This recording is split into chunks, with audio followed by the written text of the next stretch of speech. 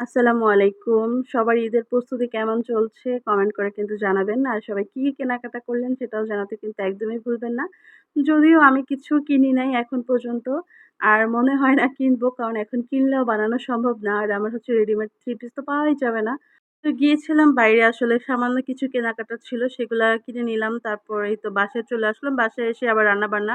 যতই বাইরে যাই ঘুরি ফিরি এসে কিন্তু রান্না করতে হয়। আর ইফতারের আগে আসলে রান্না করতে আমার বরং বরাবরই ভাল লাগে না। মনে হয় কি এখন তো আর খাওয়া-দাওয়া করব না। তাহলে আগে থেকে রান্না করব কেন?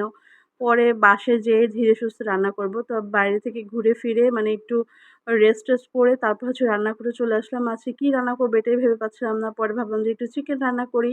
তার সাথে আবার একটুখানি ডাঁটা শাক ভাজি করব। তো চিকেনটা আমি বরাবরই হচ্ছে ভেজে রান্না করি। কিন্তু আজকে না ভেজেই রান্না করলাম। ভাবতেছি যে সবসময় তো ভেজেই রান্না করি। আজকে একটু না ভেজে রান্না করে দেখি কেমন হয়। যদিও এটা ফার্মের মুরগি ও সবাই না ভেজে তো রান্না করলে ওরকম ভালো লাগে না খেতে। তবে আজকে বেশ মসলা দিয়ে একদম ঝাল, ঝাল করে রান্না করেছি। কারণ ঝাল, ঝাল করে না রান্না করলে কিন্তু এই মাংসগুলা খেতে অতটা বেশি মজা লাগে না। তো এখানে আবার একটু বেশি করে আলু দিয়েছি কারণ আলু তো আমার বরাবরই অনেক পছন্দ। আলু না হইলে কোনো তরকারি আর হবে না। তো এখানে আলু দিয়ে দিলাম আর এর মধ্যে মুরগির পা, তারপর একটু হাড়-টাড়ও ছিল, মাংসও ছিল। সবকিছু মিলাই হচ্ছে রান্নাটা করলাম। আর এই তো মাংসটা ভালো করে বেশ অনেক সময় ধরে কষিয়ে নিয়েছি। কষানোর মধ্যেই প্রায় 50 থেকে 60% সিদ্ধ হয়ে গেছে। তারপর ঝোলে পানি দিয়ে আবারও অনেকক্ষণ জাল করে নিয়েছি। কারণ ঝোলটা একদম শুকনা, শুকনা করে নিবো। কারণ এত ঝোল তো আর খাওয়া যাবে না। একদম মাখা, মাখা ঝোল থাকবে। ওই পর্যায়ে হচ্ছে চেড়ে রাখা জিরে গুঁড়া দিয়ে নামিয়ে নিলাম। আর এদিকে লাল শাক বলতেছি ডাঁটা শাক ভাজিটা করবো। সেজন্য শাকটাকেও বেছে নিবো। কারণ শাক না বাছলে ভাজি করব কিভাবে? শাকগুলোকে বেছে একদম সুন্দর করে ধুয়ে নিয়েছি। কারণ শাকের মধ্যে তো বালি থাকে। অনেক, অনেক ভালো করে না ধুইলে পরে বালি, বালি লাগতে পারে। যেকোনো শাক বা তরকারি একটু ভালো করে ধুয়ে নিতে হয়। আর আমার কাছে কেমন জানি একটু খুঁতখুঁতে লাগে ভালো করে ধোয়া না হইলে যে আসলে কি ভালো করে ধোয়া হইলো নাকি বা বালি লাগে না কোনো পোকামাকড় আছে এগুলো আমার একদমই OCD টাইপের অভ্যাস।